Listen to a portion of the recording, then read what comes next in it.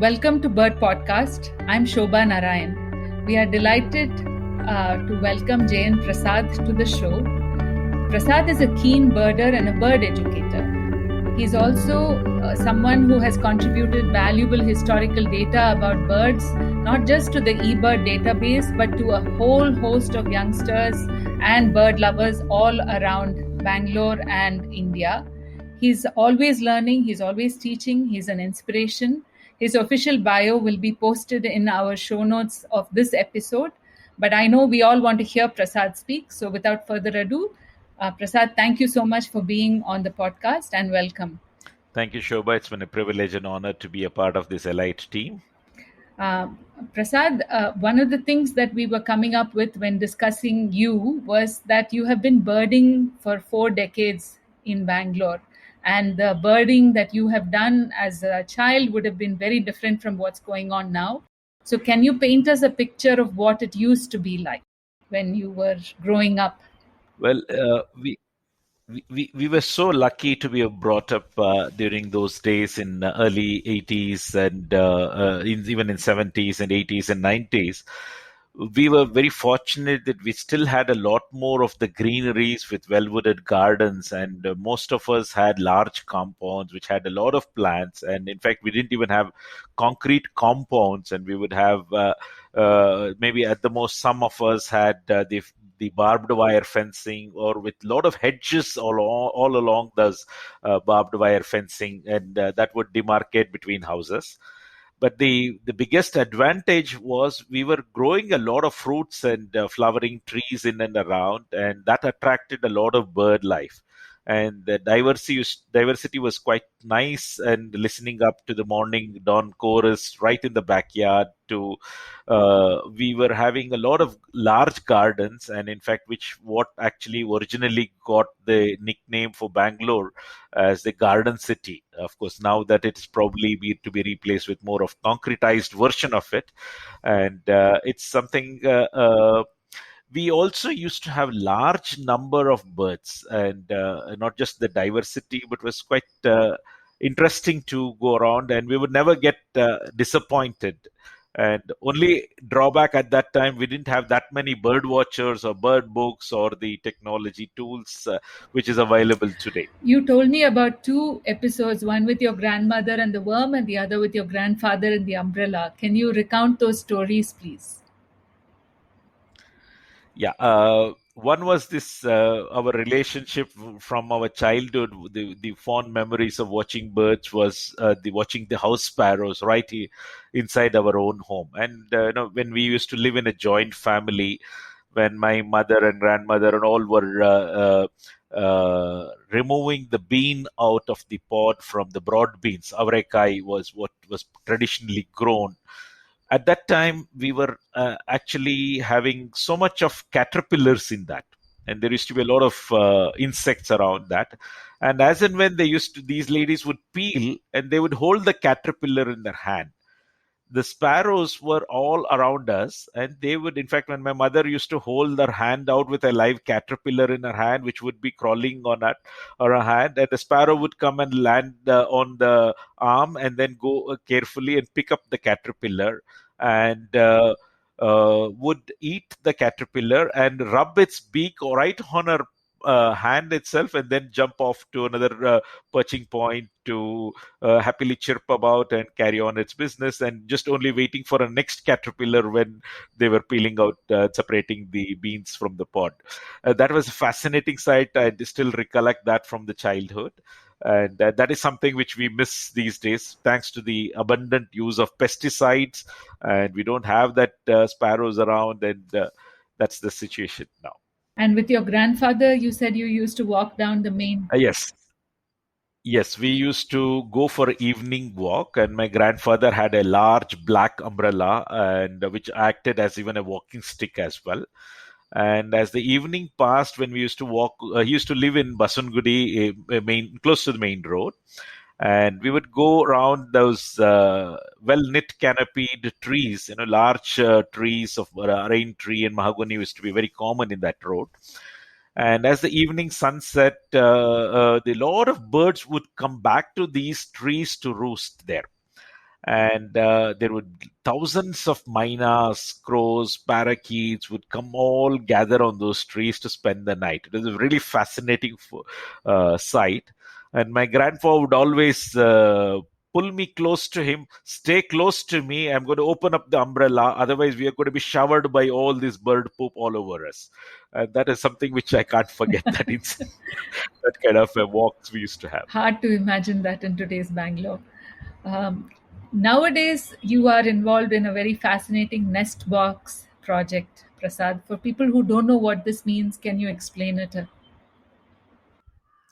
Yes, it's basically an opportunity for us to not only create more awareness about what is happening around us, especially in the since the birds can't talk or advertise themselves, like or they can't go to the street to protest, like "Oh, hey guys, you're cutting all our habitat down," and they can't be doing the dharna or create a chain email links for them, somebody to sign the petition of. What is happening is actually they are whispering that there is a huge loss by actually their absence is noticed by many people. One of the things which, if you talk to many of the people who were say Gen Z or any of those people who were born earlier, or the baby boomers generation as they call it, and those who were born in 50s, 60s, or 70s, they would all recollect having grown up all around the house sparrows or many of the abundant bird life around. Whether they may or may not know the names of these birds which they used to live around, but they can easily notice that we don't have the kind of bird life they used to be. So this nest box project is an opportunity to create awareness among the people, and what we can do a little bit to, like saying there is some opportunity for us to be involved in helping them by lending a little extending hand to them. Like we talked about the sparrows, and the simplest thing, one of the reasons for sparrows disappearing is that they losing out the habitat which was crucial for them to nest and breed. So the next generation of sparrows were missed out, and an opportunity to nest. They used to come through our windows, and wherever corners, and many of us would have the thatched roof or the tiled roof or sheet houses, which used to have a lot of crevices and gaps around for them to occupy. But the present modern architecture is all well paved up, and you don't have any openings left for them to nest. So that was a crucial aspect. Another thing was that house sparrows has always been living with houses. When we change our house architecture, we are not providing. In fact, most of our house, including mine, is now doesn't even allow mosquitoes to come inside. So let alone sparrows. That's the kind of structures we have now. So at least starting with using or reusing some of the discarded materials, like could be a carton box or an old shoe box, taking it out and teaching children how to cut out a 4 centimeter hole dia to out of a shoe box and put it up about 10 feet height, maybe at a shelter away from the sun and the rain and the wind, so that it can secure it some method of with the twine or with a steel wire, so that the box doesn't fall off. And it gives an opportunity for the house sparrows to bring its own nesting material and build a little cozy nest inside the shoe box and raise its young. That is as simple as that. An opportunity for us, and which we can do, and it's easy to duplicate. And we are actually very fortunate, although a lot of people think that sparrows have become extinct. It is not so. They're still very much around in many parts of even urban Bangalore too.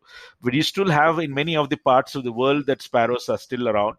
It's one first sign for introducing any person to bird life and bird watching as a hobby, watching these birds. So it's something which we can do for this nest box. And from sparrows, we started spreading to other bird species too. So you're saying that I can take an old shoebox, make a hole, and put it up, and then wait for life to happen. Yeah, as long as you have sparrows around, yes, that's the first step which you can do, and that will be a fantastic opportunity for many of these birds to occupy. But would this shoebox fit all birds? Prasad, you talked about a multiple variety of species. So please mention, other than sparrows, what you do. For other species, we use wooden nest box. We use recycling of the pine wood, which is usually used after packing some machinery or equipment or something. These are sold, and offer reusing the material, reduce the demand for the wood, and also gives us an opportunity to work around with these available materials. And actually, the natural cavities where these hole nesting birds, for which we are focusing on, would depend on the dead and the dry branches of the trees, which was used by woodpeckers and barbets to excavate their nesting hole. And these woodpeckers and barbets are called the primary hole nesters, which would excavate their own hole. And after their breeding was over, these holes would be abandoned and would be available for another category of birds called the secondary hole nesters, like the mynas, the parakeets, the Magpie-Robins, or the cinerustids to occupy. And that's what is being used. But as a result of some kind of the myths and the beliefs of people that these dead woods are waste woods and it should be cut off, or maybe they're having the fear that it would fall on somebody's head or something. Even in a forest or even in a protected park, and or not just on the main road, people are pulling down these dead branches and trees too. And not just that, rapid urbanization, road widening, new urban mass rapid system, all are creating a huge challenge for these spaces of the trees. Another problem is that we have a lot of awareness that trees are important, and a lot of people are very enthusiastic to plant a sapling every rainy season. Vana Mahotsava, or the planting of the trees, is very popular. Well, there are two extremities here in this case. One is we are losing out large older trees, which are very crucial.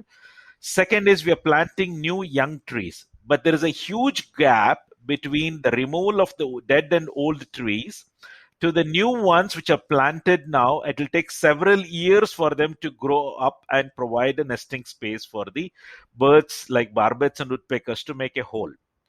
Now, that is where the weird thing. And now, natural cavities would exist only in the mature old trees, which are absent in the present day younger trees. So, a lot of new apartment complexes or parks and all, or the forestry program, you find younger trees which are not having these natural cavities or opportunities for these primary hole nesters to excavate a nest hole in. So, what would the secondary hole nesters do? They are in big trouble too. So as a result, we notice a lot of their numbers are coming down. A lot of bird watchers do take count of just the number of species of birds they watch in a day or on a trip, but they may not be counting the number of individual of each species. So thereby, they don't know if there is a particular species number is growing or diminishing. But as we have been watching for several years now, we can easily make out from our old records as well as the present, their numbers are drastically come down. One of the factors is basically because of lack of nesting opportunities for these birds, apart from the availability of food supply. Okay. Yes, please go ahead. So, as a result of this, what we are doing is for these secondary hole nesters, that's our target species. It could be the Magpie-Robin, cinerustids, or the mynas, or these are the common birds which are found in an urban area, are the ones which are desperately need of these wooden nest boxes, which we are making out of recycled pine wood. And these nest boxes are being done. It's a very hobby kind of work. It provides an opportunity for people to learn this carpentry skills, which is actually a dying art these days. And it's a very nice way to actually teach and give them a lot more perspective of each bird and what its requirements are, and what kind of habitat it is needed to be put up. And there is so much more learning into the thing. So this is just next phase of watching and teaching about birds and bird watching.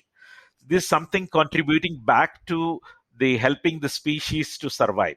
Yeah, I was just thinking, so many residential building complexes, they say this tree is dead, we should remove it and plant a fresh tree in its place. And what you're saying is the opposite, that the tree is maybe dead, but there is life around it, and we are losing that life. You alluded to the different species requiring different types of boxes, and you talked about owls and bringing the rats. Can you elaborate on the different species and the boxes that, or the nest boxes they need? Yes, thanks for bringing up that. Actually, we did a nest box for the barn owls. Barn owls are nocturnal birds, which a pair of barn owls every night consumes at least one or two rats. And the rats, as you know, are very rapidly breeding rodents, and they, in a year, an estimate is about more than 800 rats gets multiplied, thanks to the abundant supply of food rations for them wherever, because human being is a wasteful species, throws around a lot of food, and these rats are very thankful to that opportunity, and they have all the shelter with the paved up drainages, and they have the protection, so even the cats are not able to reach them, and we don't have other natural predators like snakes to keep them in check. And so all owls are the species which are very, very efficient, silent killers of the night, and they eat a pair of rat at least on an average a night. And the nest box project we did for the barn owls, when we put up, we counted six young ones in one time when they were breeding. Another brood was five young ones, and it was massive. And these pair of adults would bring in one rat for each of those chicks. Can you imagine when one night how many rats being consumed? And that would be about for about 5 to 6 weeks of their growing up period in their breeding cycle. And it's such a massive the pest controller we have. I don't think any amount of rat killers or rodenticides which is used, which are very harmful toxic chemicals being used, and these pest eradicators are the natural best ones are the owls. And putting up nest boxes for barn owls is the best blessing which we can probably provide them. All they need is a quiet place for them to multiply. They already have abundant food supply, and they're beautiful to look at, and they won't disturb your sleep as long as you don't disturb them. And all the thing is, many office buildings, school buildings are there.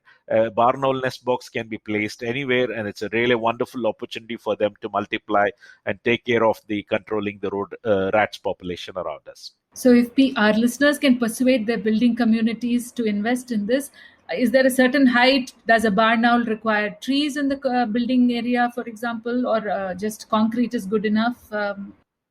Concrete is good enough, but except that they should not be putting it up in a residential apartment because it might keep them awake. And it's better to put up in places where there are not many, maybe in the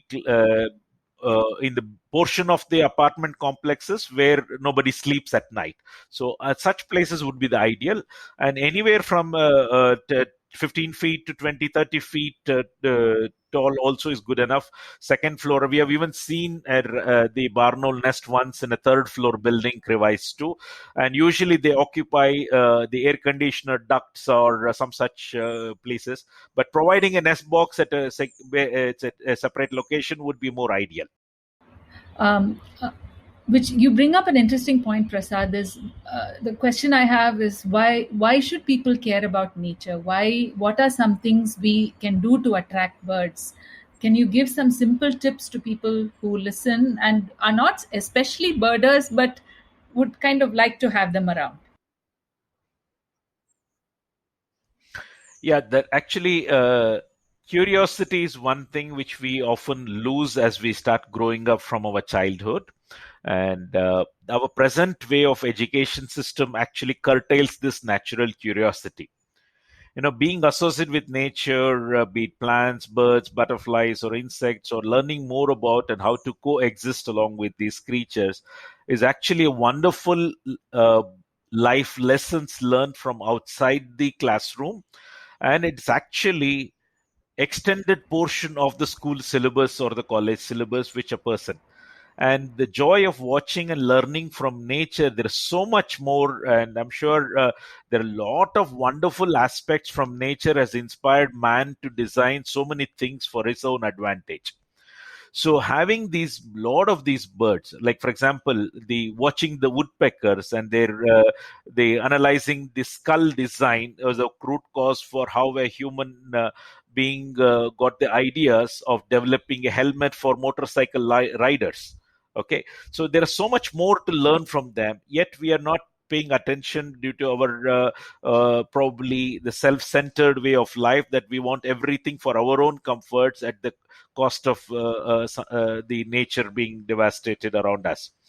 Now, attracting birds or retaining the bird habitats is a great aspect which you can learn a lot from. The advantage is that we can have by planting the trees and flowering plants or fruiting trees, or providing an opportunity for the birds to re-inhabit our gardens and neighborhood, would be a great step forward.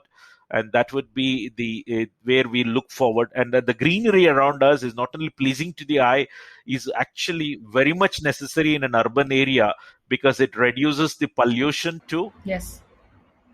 And so you're in essence saying that even just keeping water is a good start, and then of course doing the nest boxes, simple things like that. Yeah, birds get attracted to the water bath, and I don't know about human beings are so regular or not. The pair of bulbuls in my area are very regularly. I can even set the time also. They're so regularly come and would love to have a drink and have a bath there. And some of the birds, like the white eyes, which keep waking me up in the morning, they do come regularly. They have a drink and they have a bath, and then start their routine of foraging. And it's really fascinating to watch. And many of these birds come back for a second round in the afternoon. Prasad, I read somewhere, because I have a balcony and I have kept a water bowl, but it's out in the open. And I was thinking, other than crows, why are they not coming? And I read that you have to have it in a much more cozy area with a little bit of plants. Is that true? Yes, to attract smaller birds, it's better if you're putting it near a vegetation close by, so that when they have a drink and have a bath, they go and take refuge in these bushes to clean themselves up and dry themselves up, and then they can fly about. That's what they prefer to. And the first and foremost thing is that they look at their own safety first. And that is why they need that kind of bushes to around. Of course, for larger birds, keeping it in open, bigger tray is okay for larger birds like crows or kites. They can take advantage of that. But smaller birds definitely needs to have some sort of vegetation close by. Prasad, this is something I ask all my guests. What are your favorite species of birds and why? Okay, there are so many interesting species, but ever since we got introduced to this endemic species called yellow-throated bulbuls, for which we were doing a little bit of survey, thanks to Dr. Subramania, my mentor, who initiated this project and took us around to this rocky scrub habitat. We've been watching bulbuls, and it's one of those species which easily gets attracted to most of the habitats. And we are lucky that we have these endemic species too. And they're fascinating, they're very bubbly, and they're very chirpy, and most of the time actively looking for insects or berries. And they're one of the fantastic birds to look around. And a pair of red-whiskered bulbul, which is always around here, all around my window, keeps on looking for the spiders or other insects or berries around my garden and even in my terrace garden.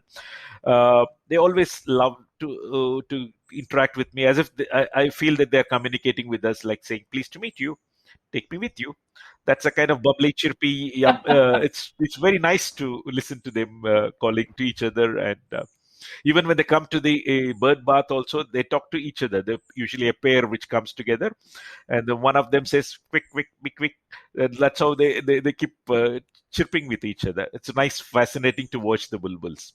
And can I ask you about other locations in Bangalore? For example, I've been with you on walks to Lal Bagh. What can a visitor expect to see in Bangalore? What are some good species that you like? In fact, over a period of time, the accumulated list exceeds 300 species in the city of Bangalore. It's really actually a nice figure to look at that. But it depends on the interest of the individual who's looking for. Somebody who's interested in a garden or woodland birds, Lal Bagh would still be anytime a nice attractive, because there is also a lake there, and the diversified bushes as well as the tree cover there. and in a walk for about 2-3 hours in Lalbagh in winter would get you an average of 50 species of birds. That's a nice number to look at, and the white varieties. We have the flycatchers, we have the drongos, we have the warblers, and quite a bit of diversity. We still have that in spite of being in the center of the city. And also we have in southern part of Bangalore, we still have some of the scrub forests and around the campuses and including the tourist spot like the Banagatta Zoological Park area. And if you don't mind paying the ticket and taking your binocular along, you don't have to look at the enclosed, the animals in the enclosures. But if you look around, there are a lot of birds still around in those trees there. It's a well nice patch to look at, bird at. Another place is if you're looking at, say, the woodland forested species, you can go to other campuses. We have large campuses in Bangalore. That is also one of the things. And there are many lakes around Bangalore, and they do still attract some of the bird, especially the migrants in the winter. We do have some waders and ducks. It may not be in that numbers what we used to watch earlier, but there still are some of the places which we can go. And a search on Wikipedia of birding places in Bangalore can lead you to many locations and different location spots. There's quite an interesting habitat to visit and experience. Prasad, thank you so much for being on the podcast. It has been an education, not only to learn about small things that the average citizen can do with bird boxes, nest boxes, but also prevent cutting down of or removal of dead trees, and finding species that you can invite into your house, which is really what you're saying, is share what we have. Any last words, Prasad, for the youngsters who are perhaps listening to this podcast? That's it's one thing easily to start with. Most of us probably have either living in an apartment or a societies or in individual buildings would have a small plot on the terrace, which probably may be still open. Maybe a few potted plants which could probably cater to your needs in the kitchen, like growing curry leaves or lemon plant or some of the flowering plants, and keeping a bird tray, water bath for the birds would be a great opportunity to attract birds too. It's not so hard to grow even species of trees which yield berries and fruits, and it can be grown even in an old paint bucket too. It's not so expensive hobby. It can be easily be started, and that's how I started with one by one. And it's possible to attract. I know this curry leaves and lemon plant attracts a lot of insects too, and in fact, it's the host plant for many of the butterflies. The interesting part is it meets diversified needs of both the insects, the birds, which are dependent on these insects, as well as for the homemaker to get their fresh produce out of their terrace garden for their cooking too. So it's an opportunity for the win-win situation and there is a wonderful idea that you can attract a lot of these things. We're still not too late. We have an opportunity to help these birds around, and that probably would be the best beginning to attract birds. Thank you, Prasad. It's my pleasure. Thank you so much. If you don't understand vernacular languages like Kannada or Tamil, this is our end of the episode. But both Prasad and I care deeply about vernacular languages and what is lost in the fact that we are all speaking in English. So I requested Prasad to give us some of his thoughts in Kannada. I'm very fluent in Tamil. I'm somewhat fluent in Kannada. So what Prasad has agreed to do is just talk to us in Kannada in the lecture format.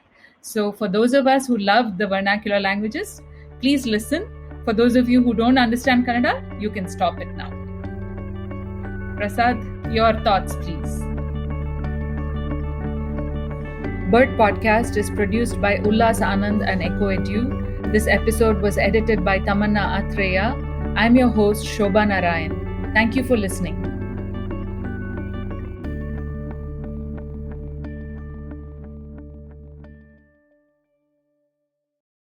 ನಮಸ್ಕಾರ ಎಲ್ಲರಿಗೂ. ಇದೊಂದು ಒಳ್ಳೆ ಸುವರ್ಣ ಅವಕಾಶ ನಮ್ಮ ಮಾತೃಭಾಷೆ ಕನ್ನಡದಲ್ಲಿ ಮಾತಾಡಲಿಕ್ಕೆ. Actually ನಾವು ತುಂಬಾ ಒಂದು ಸರಳವಾಗಿ ಈಗ ಹೇಳಬೇಕು ಅಂದ್ರೆ, ನಮ್ಮ ಸುತ್ತಮುತ್ತಲು ಈ ನಗರವಾಸಿಯವರಿಗೆ ಇದು ಸಾಮಾನ್ಯವಾಗಿ ಕೇಳಿಸಿರುತ್ತೆ. ನಾವು ಬೆಂಗಳೂರಲ್ಲಿರುವಂತದ್ದವರು ಸಾಮಾನ್ಯವಾಗಿ ನಿಮಗೆ ಬೆಳಗ್ಗೆಯಿಂದ ಮಧ್ಯಾಹ್ನ ಎಲ್ಲ ನಿಮಗೆ ಒಂದು ಪಕ್ಷಿ ಕುಟ್ರು ಕುಟ್ರು ಕುಟ್ರು ಅಂತ ಕೇಳಿಸ್ಕೊಂಡಿರಬಹುದು. ಬಹುಶಃ ನಿಮಗೆ ಕಣ್ಣಕ್ಕೆ ಕಾಣಿಸಿಲ್ದೇ ಇರಬಹುದು. ಯಾಕೆ ಅಂದ್ರೆ ಅದು ಮರದ ಮೇಲೆ ಹಸಿರು ಎಲೆಗಳ ಜೊತೆಗೆ ಈ ಹಸಿರು ಬಣ್ಣದ ಪಕ್ಷಿ ಸಾಮಾನ್ಯವಾಗಿ ನಮ್ಮ ಸುತ್ತಮುತ್ತಲು ಒಂದು ಮರದಲ್ಲಿರುವಂತ ಹೂವನ್ನೋ ಅಥವಾ ಹಣ್ಣನ್ನೋ ತಿನ್ಕೊಂಡು ಓಡಾಡ್ತಾ ಇರೋವಂಥದ್ದು. ಹಾಗೆ ಯಾವ್ದಾದ್ರು ಒಂದು ನಮ್ಮ ವಸಂತ ಋತು ಕಾಲದಲ್ಲಿ ಸಾಮಾನ್ಯವಾಗಿ ಒಣಗಿದ ಮರ ಸಿಕ್ತು ಅಂದ್ರೆ ಆ ಕೊಂಬೆಯೊಳಗೆ ಮರಕೊಟಕರ ತರ ಇದನ್ನ ಕೆತ್ತಿ ಒಂದು ತೂತ ಮಾಡಿ ಅದರಲ್ಲಿ ಮೊಟ್ಟೆ ಇಟ್ಟು ಅದನ್ನ ಮರಿ ಮಾಡಿ ಆ ಮರಿಗೆ ಗುಟುಕು ತಂದು ನೋಡೋದನ್ನು ಕೆಲವರು ನೋಡಿರಬಹುದು. ಈ ಹಕ್ಕಿಗೆ ಕನ್ನಡದಲ್ಲಿ ಹೆಸರು ಕುಟ್ರ ಶೆಟ್ಟಿ ಅಂತ ಹೇಳ್ತಾರೆ, ಅಥವಾ ಕುಟ್ರ ಹಕ್ಕಿ ಅಂತ ಕೆಲವು ಊರಲ್ಲಿ ಹೇಳ್ತಾರೆ. ಇದಕ್ಕೆ ಇಂಗ್ಲಿಷ್ ಅಲ್ಲಿ ಬಾರ್ಬೆಟ್ ಅಂತ ಕರಿತೀವಿ. ಇದು ನಾವು ಸಾಮಾನ್ಯವಾಗಿ ನಮ್ಮ ಪಕ್ಷಿಗಳ ಬಗ್ಗೆ ತಿಳ್ಕೋಬೇಕು ಅಂದ್ರೆ ಸಲೀಂ ಅಲಿ ಅವರು ಬರೆದಿರುವಂತ ಬುಕ್ ಆಫ್ ಇಂಡಿಯನ್ ಬರ್ಡ್ಸ್ ಬಗ್ಗೆ, ಅಥವಾ ಸುಮಾರು ಜನ ಬೇರೆ ದೇಶದವರು ನಮ್ಮ ಭಾರತದಲ್ಲಿ ಸಿಗುವಂತ ಪಕ್ಷಿಗಳ ಬಗ್ಗೆ ಇಂಗ್ಲಿಷ್ ಅಲ್ಲಿ ಬರೆದಿರೋ ಪುಸ್ತಕಗಳು ಸರ್ವೇ ಸಾಮಾನ್ಯವಾಗಿ ಸಿಗುತ್ತೆ. ಆದ್ರೆ ಆಕ್ಚುಲಿ ನಾವು ನಮ್ಮ ಒಂದು ಕರ್ನಾಟಕ ರಾಜ್ಯದಲ್ಲಿ ನಾವು ಬಹಳ ಪುಣ್ಯ ಮಾಡಿದೀವಿ. ನಮಗೆ ನಮ್ಮಲ್ಲೇ ಆದಂತ ನಮ್ಮ ಕನ್ನಡಿಗರಿಗೆ ಬರೆದಂತ ಕನ್ನಡದಲ್ಲೇ ಸಿಗುವಂತ ಪುಸ್ತಕಗಳು ಇದೆ. ಉದಾಹರಣೆಗೆ ನನಗೆ ಆಕ್ಚುಲಿ ಪಕ್ಷಿ ವೀಕ್ಷಣೆಯಲ್ಲಿ ಹವ್ಯಾಸ ಹುಮ್ಮಸ್ಸು ಉಂಟು ಮಾಡಿದ್ದು ಪ್ರೊಫೆಸರ್ HR ಕೃಷ್ಣಮೂರ್ತಿ ಅವರ ಕನ್ನಡದಲ್ಲಿ ನಮ್ಮ ಹಕ್ಕಿಗಳು ಅನ್ನೋ ಒಂದು ಚಿಕ್ಕ ಪುಸ್ತಕ, ₹5 ಪುಸ್ತಕ. ಒಂದ್ಸಲ ನಾನು ನೋಡಿ ಅದರಿಂದ ನಂಗೆ ಗೊತ್ತಾಗಿದ್ದು. ಆಕ್ಚುಲಿ ಅದುವರ ತನಕ ನನಗೆ ಗೊತ್ತಿರ್ಲಿಲ್ಲ ಪಕ್ಷಿಗಳಿಗೆ ಹೆಸರಿದೆ, ಆ ಪಕ್ಷಿಗಳದು ಮತ್ತೆ ಪಕ್ಷಿ ತಜ್ಞರು ಸಲೀಂ ಅಲಿ ಅನ್ನೋರ ಹೆಸರಲ್ಲ ಮೊದಲು ಆ ಪುಸ್ತಕದಿಂದಾನೇ ನಾನು ಕಲ್ತಿದ್ದು. ಹಾಗೇನೆ ಪೂರ್ಣಚಂದ್ರ ತೇಜಸ್ವಿ ಅವರು, ಡಾಕ್ಟರ್ ಶಿವರಾಮ್ ಕಾರಂತರವರು ಬರೆದಿರೋದು ಸುಮಾರು ಲೇಖನಗಳು ನಮ್ಮಲ್ಲಿ ತುಂಬಾ, ಅವರು ಬರೆದಿರೋ ಪುಸ್ತಕಗಳು ಸಾಕಷ್ಟು, ಪ್ರೊಫೆಸರ್ ನರಸಿಂಹನ್ ಅವರು ಬರೆದಿರೋಂಥದ್ದು ಸಾಕಷ್ಟು ನಮ್ಮಲ್ಲಿ ಸಿಗುವಂತ ಕನ್ನಡದಲ್ಲೇ ಆದಂತ ಪುಸ್ತಕಗಳು ಇದೆ. ನಾವು ಈಗ ಪಕ್ಷಿಗಳನ್ನ ನಮ್ಮ ಸುತ್ತಮುತ್ತಲು ನಮ್ಮ ಪರಿಸರದಲ್ಲಿ ಉಳಿಸ್ಕೊಳ್ಳಕ್ಕೆ, ಆಕರ್ಷಿಸೋದಕ್ಕೆ ನಾವು ಏನು ಮಾಡಬಹುದು ಅನ್ನೋ ಪ್ರಶ್ನೆ ಸಾಮಾನ್ಯವಾಗಿ ಕೇಳಿ ಬರುತ್ತೆ. ನಮ್ಮಲ್ಲಿ ಈಗ ನಮ್ಮ ಅಡಿಗೆ ಮನೆಯಲ್ಲಿ ಅಡಿಗೆ ಮಾಡಬೇಕಾದ್ರೆ ಸಾಮಾನ್ಯವಾಗಿ ನಿಂಬೆ ಹಣ್ಣು ಬಳಕೆ ಮಾಡ್ತೀವಿ, ಕರಿಬೇವು ಸೊಪ್ಪು ಉಪಯೋಗಿಸ್ತೀವಿ. ಈ ತರ ನಮ್ಮಲ್ಲಿ ಸಾಮಾನ್ಯವಾಗಿ ನಮ್ಮ ಅಡಿಗೆ ಪದ್ಧತಿಯಲ್ಲಿ ಅದು ದಿನನಿತ್ಯ ಬೇಕಾಗಿರುವಂತ ನಾವು ಸಾಮಗ್ರಿಗಳನ್ನ ನಾವು ಕೊಂಡ್ಕೊಳ್ತಾ ಇರೋದ್ ಬದಲು ಇದನ್ನ ಆಕ್ಚುಲಿ ನಮ್ಮ ಮನೆ ಟಾರ್ಸಿ ತೋಟ ಮಾಡ್ಬೋದು, ಅಥವಾ ಸುತ್ತಮುತ್ತಲು ನಮ್ಮಲ್ಲಿ ಜಾಗ ಇತ್ತು ಅಂದ್ರೆ ಒಂದು ಹಳೆ ಪೇಂಟ್ ಬಕೆಟ್ ಅಲ್ಲೇ ಸ್ವಲ್ಪ ಗೊಬ್ಬರ ಮಣ್ಣು ಹಾಕಿ ಈ ಸಸಿಗಳನ್ನ ತಂದು ನೆಟ್ಟು ಅದನ್ನು ಬೆಳೆಸಬಹುದು. ನಿಮ್ಗೆ ಅಡಿಗೆಗೂ ಅನುಕೂಲ ಆಗತ್ತೆ. ಆದ್ರೆ ಪಕ್ಷಿಗಳಿಗೆ ಹೆಂಗ್ ಅನುಕೂಲ ಆಗತ್ತೆ ಅಂತ ನೀವು ಕೇಳಬಹುದು. ಆದ್ರೆ ಏನದು ವಿಶೇಷ ಅಂದ್ರೆ, ನಮ್ಮ ಒಂದು ಪೂರ್ವಜಕರು ನಮ್ಮ ಒಂದು ಅಡಿಗೆ ಮಾಡೋ ವಿಧಾನದಲ್ಲಿ ನಾವು ಏನು ಸಸ್ಯಗಳು ಬಳಕೆ ಮಾಡ್ತಾ ಇದ್ವಲ್ಲ, ಅವೆಲ್ಲ ನಮ್ಮ ಪ್ರಾಣಿ ಪಕ್ಷಿಗಳು, ನಮ್ಮ ಪರಿಸರದಲ್ಲಿರುವಂತ ಕೀಟ ಜೀವಿಗಳಿಗೂ ಎಲ್ಲದಕ್ಕೂ ಬಹಳ ಮುಖ್ಯವಾದಂತ ಗಿಡಗಳಿದು. ಇದು ಔಷಧಿ ಸಸ್ಯ ಅಂತಲ್ಲ, ಸಾಮಾನ್ಯವಾಗಿ ನಮ್ಮ ಅಡಿಗೆಗೂ ಬರುವಂತದ್ದೇ. ಆದ್ರೆ ಇದರಲ್ಲಿ ಬಹಳಷ್ಟು ಮುಖ್ಯ ಪಾತ್ರ ಏನು ವಹಿಸುತ್ತೆ ಅಂದ್ರೆ, ಎಷ್ಟೋ ತರ ನಮ್ಮಲ್ಲಿ ಚಿಟ್ಟೆಗಳು ಆ ಗಿಡಗಳ ಮೇಲೆ ಮೊಟ್ಟೆ ಇಟ್ಟು ಆ ಒಂದು ಹುಳುಗಳು ಅದರ ಮೇಲೆ ಎಲೆ ತಿಂದು ಚಿಟ್ಟೆ ಆಗಿ ಪರಿವರ್ತನೆ ಆಗೋದು ನೋಡಿರಬಹುದು. ಹಾಗಾಗಿ ಆ ಚಿಟ್ಟೆ ಹುಳುಗಳನ್ನ ತಿನ್ಲಿಕ್ಕೆ ಪಕ್ಷಿಗಳು ಆಕರ್ಷಿಸುತ್ತೆ. ಮತ್ತೆ ಇನ್ನೊಂದು ಏನು ಅಂದ್ರೆ, ಅವಕ್ಕೆ ಸಂಜೆ ಆದ್ಮೇಲೆ ಈ ತರ ಕರಿಬೇವಿನ ಸೊಪ್ಪಿನ ಮರದಲ್ಲೋ ಅಥವಾ ಸಣ್ಣ ನಿಂಬೆ ಗಿಡದಲ್ಲೋ ಅಥವಾ ಸುಮಾರು ಹಣ್ಣು ತರಕಾರಿಗಳು ನಾವು ಬೆಳೆಸ್ಕೊಳ್ಳೋದು ನಮ್ಗೆ ಅವಶ್ಯಕತೆ ಇರೋಂಥ ಗಿಡ ದೊಡ್ಡ ಮರಗಳಲ್ಲಿ, ಈಗ ಉದಾಹರಣೆಗೆ ನುಗ್ಗೆಕಾಯಿ ಮರ ಅದೆಲ್ಲ ನಾವು ಬಳಕೆ ಮಾಡ್ತೀವಿ. ಅವೆಲ್ಲ ನಮ್ಮ ಕೀಟಗಳನ್ನೂ ಆಕರ್ಷಿಸುತ್ತೆ. ಆ ಕೀಟನ ಸೇವನೆ ಮಾಡೋಂಥ ಪಕ್ಷಿಗಳನ್ನೂ ಆಕರ್ಷಿಸ್ಬೋದು. ಅದ್ರ ಜೊತೆಗೆ ಅದು ದೊಡ್ಡದಾಗಿ ಬೆಳೆದಿದ್ದಾಗ ಆ ಪಕ್ಷಿಗಳು ಬಂದು ಅಲ್ಲಿ ರಾತ್ರಿ ಅದನ್ನ ಹಗಲು ಓಡಾಡ್ಕೊಂಡು ಆಹಾರ ಸಿಕ್ಕಿದ್ಮೇಲೆ ರಾತ್ರಿ ಕಳಿಯೋದಕ್ಕೋಸ್ಕರ ಈ ತರ ಪೊದೆಗಳು ಮರಗಳು ಬೇಕು. ನಮ್ಮ ಸುತ್ತಮುತ್ತಲು ನಮ್ಮ ಒಂದು ಅವಕಾಶ ಸಿಗತ್ತೆ. ಇದೊಂದು ಬಹಳ ಸುಲಭವಾದ ವಿಧಾನ. ಇದಲ್ದೇನೆ ಪಕ್ಷಿಗಳಿಗೆ ಇನ್ನೊಂದು ಏನ್ ಬೇಕು ಅಂದ್ರೆ, ನಮಗೆ ಒಂದು ನೀರಿನ ತಟ್ಟೆ ಒಳಗೆ ಒಂದು ನೀರಿಟ್ರೆ ಅದಕ್ಕೆ ದಿನನಿತ್ಯ ಕುಡಿಯಕ್ಕೆ, ಸ್ನಾನ ಮಾಡಕ್ಕೆ ಬರುತ್ತೆ. ಬಹಳಷ್ಟು ಇಷ್ಟಪಟ್ಟು ಬರುತ್ತವೆ ಅವು. ಅಂಡ್ ಅದನ್ನು ಕೂಡ ನಾವು ಒಂದು ಮಾಡಬಹುದು. ಹೀಗೇನೆ ನಮ್ಮ ಸುತ್ತಮುತ್ತಲು ಈ ಗುಬ್ಬಚ್ಚಿಗಳಿತ್ತು ಅಂದ್ರೆ ಅವಕ್ಕೆ ನಮ್ಮ ಹಳೆಯ ಒಂದು ರೊಟ್ಟಿನ ಡಬ್ಬನೋ ಅಥವಾ ಶೂ ಬಾಕ್ಸ್ ಇತ್ತು ಅಂದ್ರೆ ಚಪ್ಪಲಿ ಶೂಸ್ ಕೊಂಡ್ಕೊಂಡಾಗ ಒಂದು ರೊಟ್ಟಿನ ಡಬ್ಬ ಬರುತ್ತಲ್ಲ, ಅದರಲ್ಲಿ ಒಂದು 4 ಸೆಂಟಿಮೀಟರ್ ಒಂದು ಒಂದು ಬಳೆಯಲ್ಲಿ ಒಂದು ಮಾರ್ಕ್ ಮಾಡ್ಕೊಂಡು ತೂತ ಮಾಡಿ ಗಟ್ಟಿಯಾಗಿ ಒಂದು 8-10 ಅಡಿ ಮೇಲ್ಗಡೆ ನೀವು ಚಜ್ಜದ ಕೆಳಗಡೆ ಎಲ್ಲಾದ್ರೂ ಗಟ್ಟಿಯಾಗಿ ಬೀಳ್ದೆ ಇದ್ದಂಗೆ ಕಟ್ಟಿಟ್ರೆ ಅದನ್ನ ಗುಬ್ಬಚ್ಚಿಗಳು ಉಪಯೋಗಿಸ್ಕೊಂಡು ಅದಕ್ಕೆ ಹುಲ್ ತಂದು ತುಂಬಿ ಅದರಲ್ಲಿ ಗೂಡು ಮಾಡಿ ಮೊಟ್ಟೆ ಇಟ್ಟು ಮರಿಗಳಿಗೆ ಕಾವು ಕೊಟ್ಟು ಅದಕ್ಕೆ ಗುಟುಕ್ ಕೊಟ್ಟು ದೊಡ್ಡದ್ ಮಾಡಿ ದೊಡ್ಡದನ್ನ ನೀವು ಬಹಳ ಒಳ್ಳೆ ಆನಂದವಾದಂತ ಒಂದು ದೃಶ್ಯ ಇದು. ಇದನ್ನ ತುಂಬಾ ನಾವು ಸ್ವಾರಸ್ಯವಾಗಿರುತ್ತೆ ನಾವು ನೋಡ್ತಾ ಇತ್ತು ಅಂದ್ರೆ. ಅಂಡ್ ಹಾಗೇನೆ ನಾವು ತುಂಬಾ ಒಂದು ಜೀವ ವೈವಿಧ್ಯತೆ ಹೆಚ್ಚು ಮಾಡ್ಕೊಳ್ಳಕ್ಕೆ ನಾವು ಆದಷ್ಟು ನಮ್ಮ ಕೈಲಿ ಏನಾಗತ್ತೆ ಹೂವು ಹಣ್ಣು ತರಕಾರಿ ಸಸ್ಯಗಳನ್ನ ಹಾಕೋದು ಆಗ್ಲಿ ಮಾಡೋದು. ಆದ್ರೆ ಪ್ರಾಣಿ ಪಕ್ಷಿಗಳಿಗೆ ಬೇಕಾಗಿರೋದು ಅದು. ನಾವು ಅದಕ್ಕೋಸ್ಕರ ಕಾಳು ಹಾಕಿ ಪಾರವಾಳ ಅಥವಾ ಬೇರೆ ಸಂತತಿ ಪಕ್ಷಿಗಳನ್ನ ಒಂದೇ ಪಕ್ಷಿನ ಜಾಸ್ತಿ ಸಂತತಿ ಮಾಡೋದಲ್ಲ. ಆದ್ರೆ ಅದಕ್ಕೆ ನಮ್ಮ ಪರಿಸರದಲ್ಲಿ ನಾವು ಒಂದು ಸಣ್ಣ ಒಂದು ಅಳಿಲ್ ಸೇವೆ ಮಾಡಬಹುದು ಅಂತ ಹೇಳಕ್ ಇಷ್ಟಪಡ್ತೀನಿ.